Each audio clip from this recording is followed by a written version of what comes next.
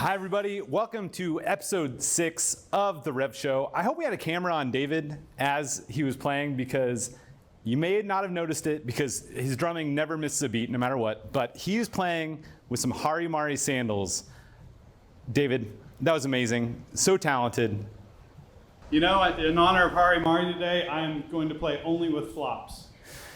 So yeah, thank you. We have got an amazing show tonight. We've got Lila Stewart, founder of Harimari, as well as Leon Jacobson, who's launching the RevTech Innovation Lab, or what are we calling this? The launch pad. Okay, I don't want to steal too much of Leon's thunder, but why don't we give us a preview, David? What is the launch pad? You know, like NASA, the rocket, or not NASA these days, SpaceX, or Richard Branson, or Jeff Bezos, take your pick. Launchpad is like that rocket that's taken off and ready to lift off. That's what we're putting together here. So you're throwing all your hat these in the guys ring. are going to space. We're going to help create a launch pad to launch new brands. Wow, this is a big announcement. I think this may be on national news right pretty on soon. Par with like Jeff Bezos and Richard Branson for sure. Perfect. And Elon, don't forget Elon. And so, as you touched on, we have Harimari here today. So when did Harimari get on your radar? You know what? We were thinking about either starting or investing in a pop-up department store type concept 3 or 4 years ago. And we had like a little brain trust put together in RevTech, and we were investigating. Ultimately, we wound up doing that, putting that investment into Neighborhood Goods in their pre-seed round. But I had heard about this pop-up on Henderson Street, Henderson Ave here in Dallas, and I went to check it out. Like, let me see what a pop-up store looks like, and it was Tecovas boots and Harimari flip-flops, and it's really cool. So I would say that was my first encounter that I remember. So my first with Harimari was we were going to her best friend's birthday party, and she's like, wait, we gotta stop somewhere real quick to pick up these sandals. I'm like, okay, and we're going to Target or what? She's like, no, we're driving so we live in Northwest Dallas, and we're going to Richardson. So we're going up here, but she's like, no, we have to drive downtown. I'm like, why? She's like, no, these sandals are amazing. What are they? Harimari. I'm like, okay. So the longer we drove, we're in traffic, we're getting late for this birthday party. She's like, I promise it's gonna be worth it. And sure enough, they're like the greatest sandals ever. Her friend was so flattered that she got these Harimari sandals. So before you even mentioned that we were gonna have Harimari on, I was very aware of the brand. They're exploding around Dallas, so I'm excited to talk to Lila Stewart tonight. Great. So should we Believe get to it or it? not, the founder's name isn't Harimari, it's Lila Stewart. I think it's a husband-wife team, but I think Lila's Stewart's Greek for Harimari. If you're looking for Harimari, I think it's the product, not the person. Yep. All right, well, shall we get to it? Yeah, let's do it, man. Okay.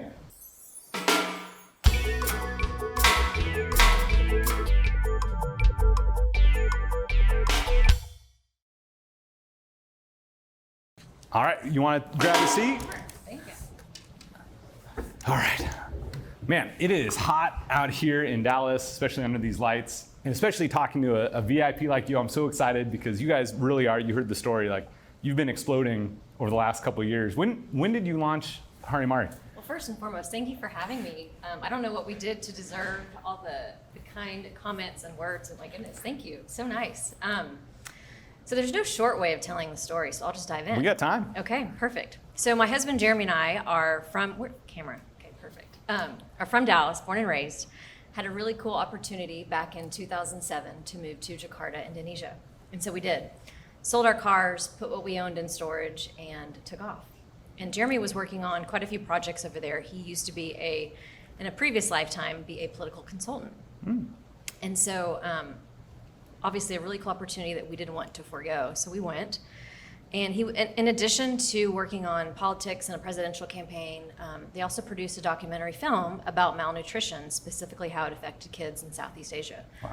Sadly, the education just isn't there at that point in time, and this was 10 years ago, on how to feed your children. And I got on the board for the American Women's Association, spent my time helping kids in orphanages in and around Jakarta. And I like to paint a picture because it kind of brings it full circle with our philanthropy, but have you maybe seen the movie Slumdog Millionaire? Yeah. It's exactly what Jakarta's like, to a T. And it's not like a destination hotspot. Typically when I'm meeting people, they haven't been. So I like to paint that picture, but families living on less than $1 a day, no access to health care. The poverty was pretty sad. So needless to say, it changed us. We were there for 3 years. Facing that kind of poverty just gives you a lot of perspective, right? So when we moved back in 2010, we wanted to continue to help kids. We wanted to keep it here in the US. There's tons of brands doing great stuff abroad, but there's certainly need here. We learned that pediatric cancer is the most fatal disease of children here in the US, more so than all childhood diseases combined. So we felt like a little bit backwards, obviously, in that we had decided our philanthropy first, but the idea to make a flip-flop came pretty quickly thereafter. We went to St. Bernard Sports, and goodness, it was kind of fun because they ended up being the first store that picked us up once we launched. But we went shopping for flip-flops. We'd worn out the brand that we'd been wearing for years and noticed that literally, Craig, the exact same flip-flops that were hanging on the wall in 2007 were the exact same brands hanging on that same wall in 2010. Maybe different iterations of black and brown, but it was the same status quo in the flip-flop space. And Jeremy was looking for something a little more elevated, a pop of color. What we've learned is that if presented in the right way, guys will wear color, right? That didn't exist for men. It was black and brown, and that was it. And then I personally was just looking for a leather sandal that didn't destroy your feet in the break-in process, right? And believe it or not, that just didn't exist. And so that's kind of when the wheels started clicking and the idea began. So we felt like if we could come to market and focus on all those things that we felt like were missing on the wall, color, comfort, premium, out-of-the-box comfort, and then give back based on our experience abroad, but more so just be different in doing it from Dallas, that we could be onto something. If you look at a lot of our competitors, they're all based out of California. They're all kind of ingrained in the whole surf vibe, which is great. There's certainly a market for that, but back in the 70s and 80s, that's really the only time when you wore flip-flops, right? Was to the beach or to the pool. Things have obviously changed. My goodness, COVID made people go out in public in their pajamas, and that's certainly not going away. So anyway, so fast forward, that's the history behind it. That's the why. That's how it all became to be. So Hari in the Indonesian language means of the sun. Mari in Latin means of the sea. So kind of a fun play on words pertaining to flip-flops, but allowing us to tie our history and time spent into the name of the brand. So that, as I said, there's no short way of telling that story, but that's the why. I feel like it could have been longer though. So because if I see, oh wow, I think we could launch a new flip-flop brand. It's not like tomorrow, oh, here's my new flip-flop, it's in stores. Like, what was the next step when you actually want to make a flip-flop? Great question. We did about 2 years of R&D. It didn't happen overnight. We bought every flip-flop that was on that wall and tore it apart, literally tore it apart, and figured out what we liked, what we didn't like, what we wanted, and more importantly, how we could be better. And it started with, Jeremy also did focus groups. He paid college kids on campuses across Dallas and pizza and beer to come sit down with him and listen to what, as ridiculous as this might sound, listen to what they did and didn't like about flip-flops. And out of that conversation, the one thing that struck him the most was everyone complaining about the toe post, the piece that goes in between your first and second toe. And so a light went off, and he was like, well, I'm going to do something to combat that. And you're talking about the hard plastic where it'll just rub and make a little blister right there? Yes. So that's what I would say. Yes. So we designed a memory foam toe post and filed a patent for it and actually received it 7 years later. So that was part of the process. But creating color and combining it in a way that would be presentable to guys. And obviously women aren't afraid of color, but so the process of putting it all together was about 2 years until we went to market in March of 2012. And then the first customer was St. Bernard, the one where the first retailer. First retailer. Yes, that's actually a funny story. I remember it very well. It's March 21st of 2012, and we were excited because we were turning on our website, thinking that, and we had Thrillist set to feature the brand on our launch day. And so Jeremy woke up at like 4:30 that morning, like bolted to the office. I'm like, you are nuts, thinking our web sales were just going to be insane on the first day. I think we had like 14 total web orders, like probably 9 of those from family. But anyway, so it was an interesting start. So you started with flip-flops. I know you've expanded, and we're going to get to that in a second. But the Stew crew, actually made a video, and it aired last week, but you expanded on it, of 1,000 things you can do with Harimari flip-flops. So why don't we roll that? Hey, Tom. I know I'm like 20 minutes late, but dude, check the kicks.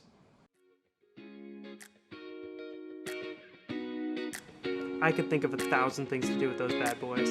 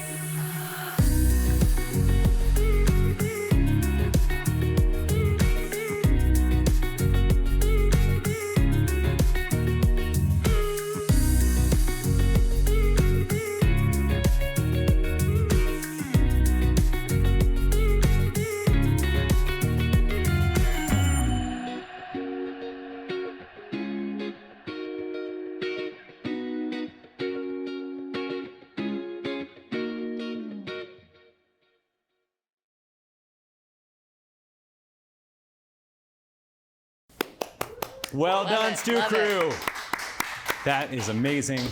And well done, Hari Mari. Couldn't have made the video, obviously, without Hari Mari. I'm impressed. That reel needs to make it into our store. It's pretty awesome. I think so too. Well, that's a great transition, actually. Speaking of store, so you started out just selling it into other people's stores.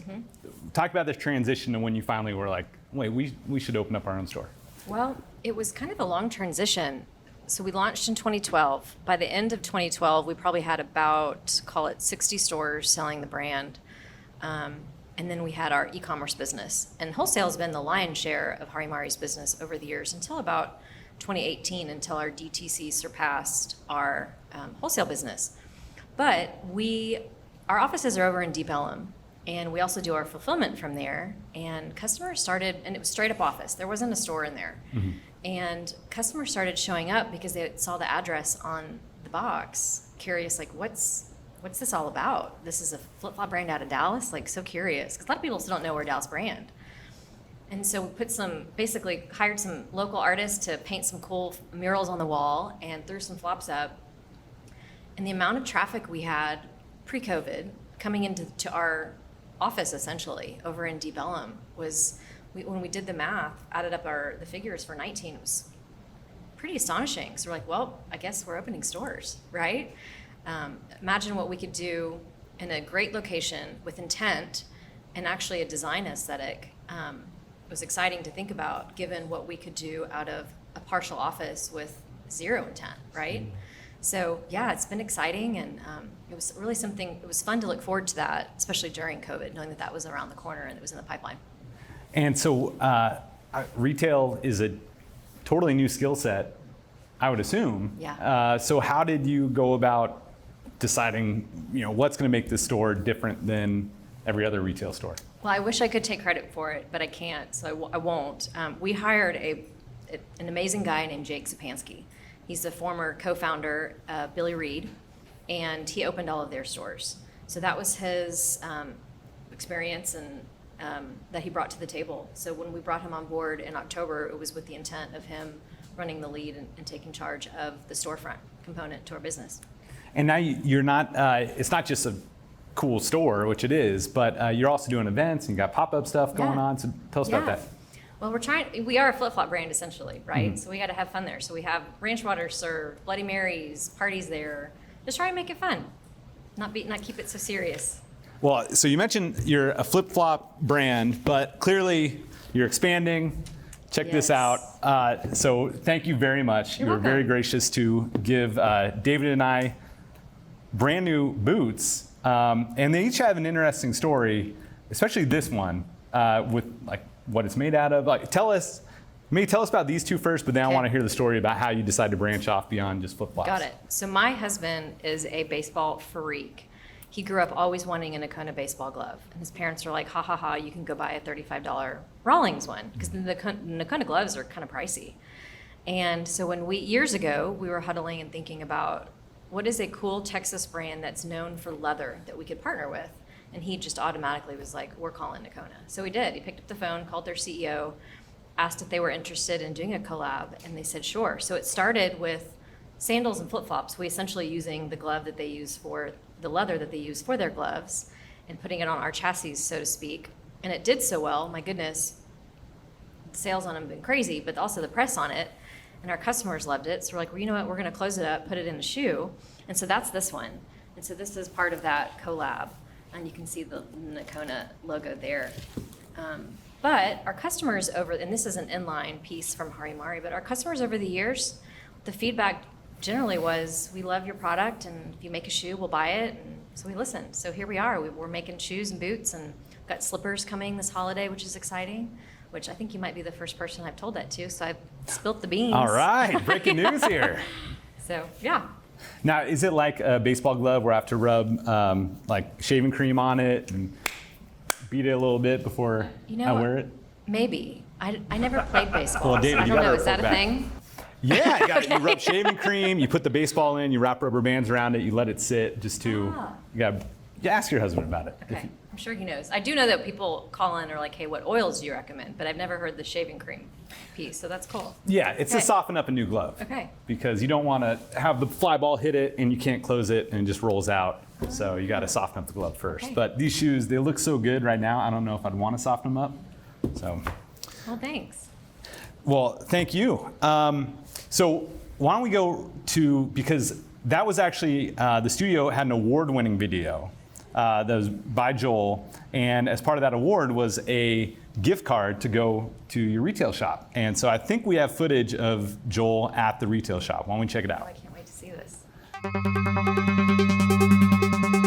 Previously on The REV Show. Let's make this month's challenge, who can make the best Harimari promo video? Now within the studio, we have two competing factions. Team Joel versus Team Stu. I think the audience gave it to Joel Sandal, Harimari flip-flop love story. So one more round of applause for Joel. So Joel gets a shopping excursion at the Harimari store on Knox Street. Hey everybody, my name's Joel. I made this video for Harimari for our last REV Show, and I happened to win that wonderful contest, and Harimari gave me a gift card to spend at their store. So today we're going to go to their store on Knox. My shoes are in pretty bad condition, so we're gonna replace those so it all comes at a great time, so come on with us.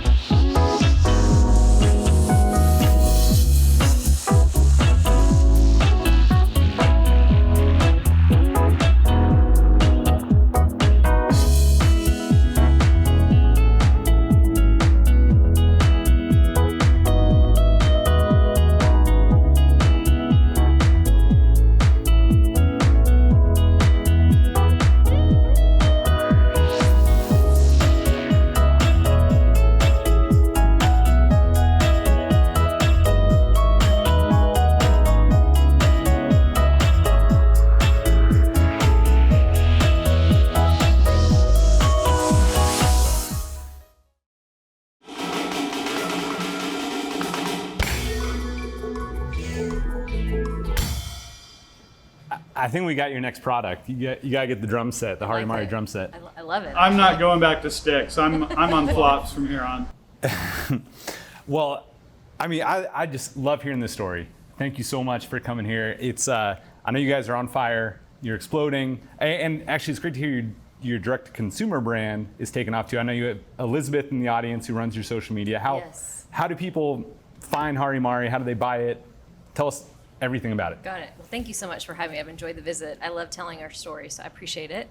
So you can go to harimari.com or on Instagram. We're at Harimari Shoes. And in addition to that, we have, like as we talked about, a new store on Knox Street here in Dallas, 3213 Knox Street. Well, I know you are about to hop on a plane to go sell more Hari Mari to more fine retailers. So Godspeed, and yeah, good luck, and I can't wait to visit the new store. Thank you so much for having me. Enjoyed it. All right, thank you, Lila. All right, welcome back, everybody. Our next guest is Leon Jacobson, who's running the all-new RevTech Launchpad. So let's welcome Leon Jacobson.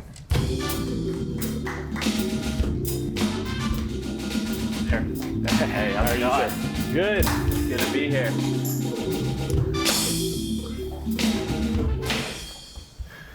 All right, Leon, thanks for being here. Thanks for having me. This is great. Yeah, so David gave us a little preview about just the explosive news. This is an all-new Launchpad. You guys are launching the next Hari Mari, the next hope so. All that. So fill us in, what is RevTech Launchpad? Yeah, so big announcement, like you said. We are starting a Launchpad to find the next great North Texas retail brand. So we really believe at RevTech that Dallas and North Texas has always been an iconic place for retail. And we want to keep that going. We want to find the next great brands, and we want to be that source for creating that. So we have a really exciting program that we are launching, and applications actually start in August. It's going to go August through September. We're going to have actually going to be really cool. We're going to have a semifinals all live on the REV Show. People in the audience are going to vote for who makes it to the final. And then we're going to have a pitch competition later in October. It's going to be live audience. We're going to have judges. Don't say the prize yet. We're going to save that. All right, we'll save the prize. Because I do want to. I want to build up to that. So so we're having applications are starting soon. Yep. Who's eligible? Tell us, like, what anybody listening. How do they know if they should be applying? Yeah. So we are looking for some unique retail concepts in wellness, home decor, apparel and accessories, fashion, beauty. So that's kind of what we're looking for, kind of the next great concept. So if you have a really good idea, startup, or an emerging brand, we want to see it, and we would love for you to apply. Hold real quick, guys. Right, your shirt, just take that caught real quick. Just want to fix that. All right, you're all good now. Okay. It is hot up here, huh? I know. Yeah. All right, and Craig will come back whenever you're ready. Okay, where we left off. The brands that they want to apply. Okay. And all right, so the type of brand is pretty much, I mean, it could be direct to consumer or. Yeah, we are targeting direct to consumer, and we really want to find kind of that next great retail concept or brand. So almost anything except tech. Got it. And it could be any stage. It could be just, hey, I got a great idea. Here's some sketches, to we're already got a product we're starting to sell. We have a great mentorship program that we're going to give hands-on experience for 6 months. And so, no matter what stage you're at, we have the right resources, and we are excited to help grow the next brand. And you're looking for companies based in North Texas? We are ideally looking for a company based in North Texas, and we want to kind of be that go-to source for brand innovation here in North Texas. We feel like Dallas is there's such an opportunity here. There's such an entrepreneurial ecosystem, and we see a lot of potential for the next great brand to come out of here. So. Well, I mean, what a great lead-in as an example. Hari Mari, just a brand that came out of nowhere, and it's just everywhere now. What a cool concept and fun store environment, and yeah, we want to find the next Hari Mari for sure. All right, so you tell us when the deadline is again to apply.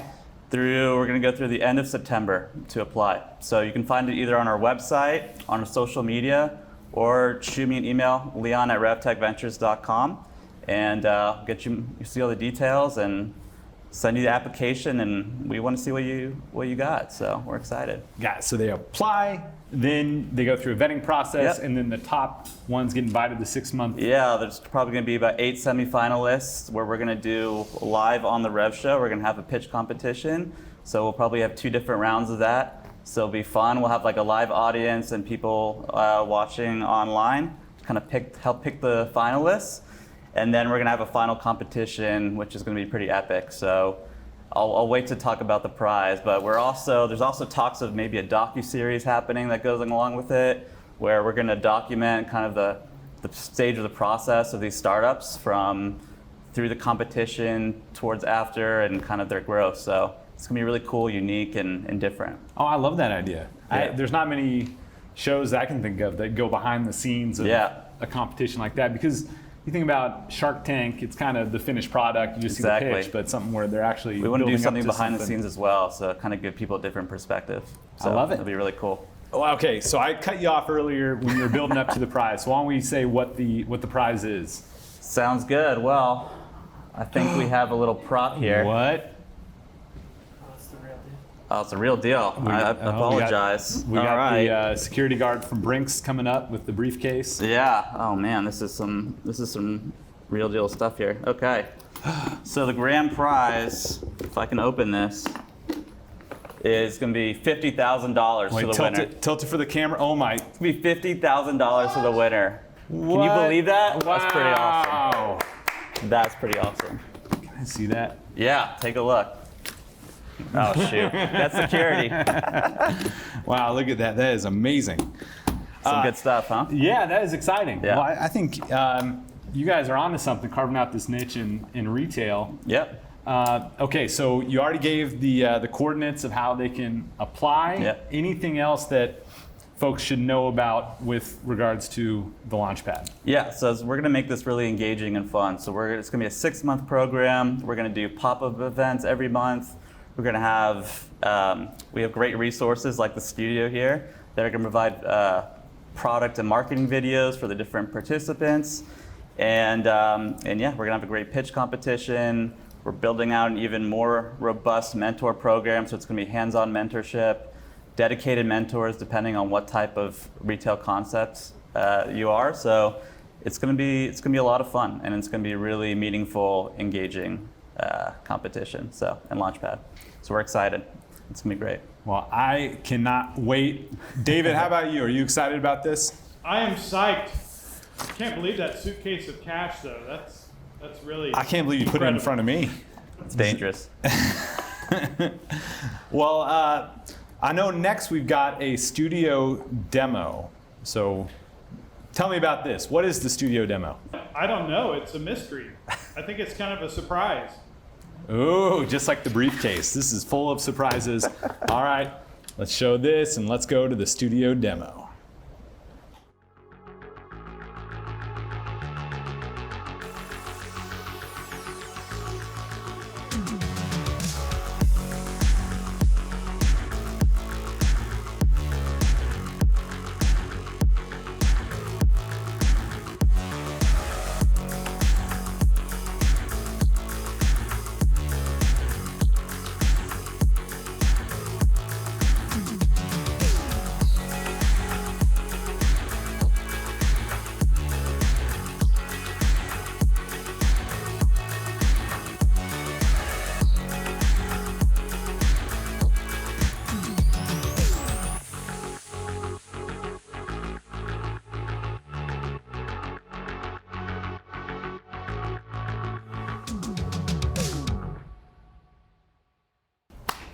Yeah, the Stew crew. I love that. Studio has done an amazing job with the REV Show. They work with UR Compt, our company, and yeah, they're a young company. It's on fire, and so I think that is a big perk. And we're going to do fun stuff with the Launchpad as well, which is going to be a great value add to any participant. So we're excited. Yeah, I think that's huge for a direct-to-consumer brand. It's Yeah. really like putting out quality content, and to have that as part of the program is a Absolutely. huge benefit. And having this in-house production studio, so it's exciting. Yeah. Well, I am. I think every week, every month, we're getting better and better with the REV Show. And that's not anything about our guests, because every guest has been amazing. Every show's been great, but I think the quality of the Stew crew and just the content, the program, David, studio, well done, guys. Come on, let's go. Way to go! All right, well, thank you, everybody. Tune in next month for episode 7. It's gonna be the best one yet. All right, we'll see you then.